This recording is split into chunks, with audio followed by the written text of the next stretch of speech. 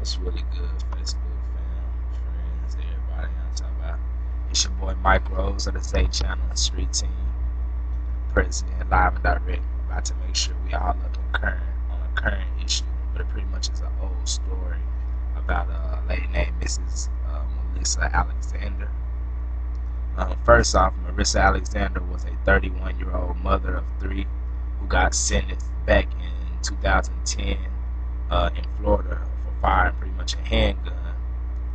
Pretty much it was like a warning shot she fired at her husband, who was actually trying to beat her up pretty much.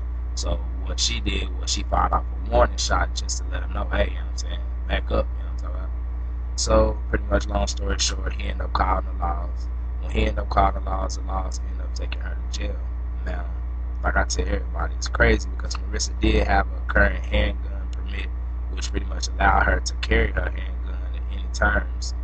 Now, when Marissa did end up going to jail and all that pretty much or whatever, she did not get a chance to use the stand your grounds deal pretty much. Instead, they tried to offer her like a 3-year deal, but Marissa pretty much declined it because she already knew she was innocent, so she's not going to settle for no 3-year deal when she already knows she ain't never did nothing. And, you know, while Marissa was pregnant, pretty much according to a lot of things I done read, pretty much her husband, Rico, Greg, I think that was his name, he often beat up all the time. This dude always beat up and stuff like that. There was one time where it said that Rico, I guess, beat her up so bad and he like pushed her into the tub and made her bust her head up or something like that into where she went unconscious or something. And she called laws on him. When she called laws, he ended up going to jail and he ended up receiving probation. The craziest thing about it though, like about the whole story, like I tell you, is weird, is that Rico even admitted the night of the shooting that he likes to put his hand on women. And that was something that I looked at, I think that was on CNN. If you want to check it up on CNN, you can go look up on CNN and you'll actually see something like that. Pretty much like I was telling my supervisor earlier, I think Marissa just had enough of it. She was like, man, I'm tired of you just beat me up and all that, you know what I'm saying? So just more or less, she decided that, you know, she was going to give him a warning, just let him know, you keep trying to beat me up, put your hands on me, I'm going to have to let the thing go. So she shot it in her, but she didn't shoot at him, she just shot it in her. Now, by her doing that, you know, I don't know if she realized that that warning shot fired into the ceiling, pretty much in the state of Florida, she was pretty much committing a gun law, which was something about committing a firing a gun while committing a felony, and that actually holds a charge up to like 20 years with no chance of parole or probation or anything like that. Now, like I asked everybody, you know, or I'm thinking to myself, why is this important? You know, why people might wonder, why are you bringing this up? Why are you talking about this? But pretty much like I tell everybody, it's like, just like what, a couple days ago, George Zimmerman, pretty much who actually shot Trayvon Martin and killed this dude, you know what I'm saying, was able to walk away free. And pretty much he used that same term, your stand your ground law. You know, it took the jury about 14 hours or something, pretty much to come up with the conclusion that George Zimmerman was not guilty. But in Marissa trial, it only took 15 minutes. 15 minutes, and they had it already together that, you know, this girl pretty much was going to be charged with aggravated assault with a deadly weapon on attempt to not harm.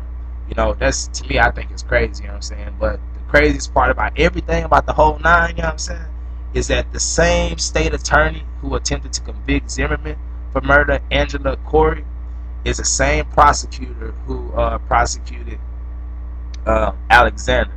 Yeah, like I'm thinking that's crazy as shit, but hey, you know what I'm saying? It ain't too much, you know, a lot of people can do about it, but hey, just pray about it, and then, you know, like I say, I take that back. There is a couple things we can do about it. Let me go ahead and just address those real quick. The main things that, you know, we can do as people, like I say, to do about it is that first you spread the word. Like I'm doing, however you tell somebody about it, however, you know what I'm saying? The next thing, you know, we have online petitions. You can go to moveon.org. They have petitions there. You can go to the petitionsite.com. At the top right, just type in Marissa Alexander. Once you type that in, that'll give you all the petitions available for her as well. You have direct contact to Marissa Alexander. If you wanted to, let's say, donate money or anything like that, you can go to marissaalexander.com. And they have like a button over there where you can actually donate money to her. You can write her right now. Like I say, she is in jail, so, you know, she probably write back. She ain't got nothing else going on, so she probably write you back most likely. You can write at Marissa Alexander Her federal number is 201-203-3887, and her physical address is 500 East Adams Street, and that's Jacksonville, Florida 32202. Now, pretty much, man, as people, what we can do, man, like I say, is we can start, we can start going to jury duty as one, because like I say, on a lot of these juries that's given to African Americans, we don't even have a fair chance. Like when we walk up, pretty much it's all white people.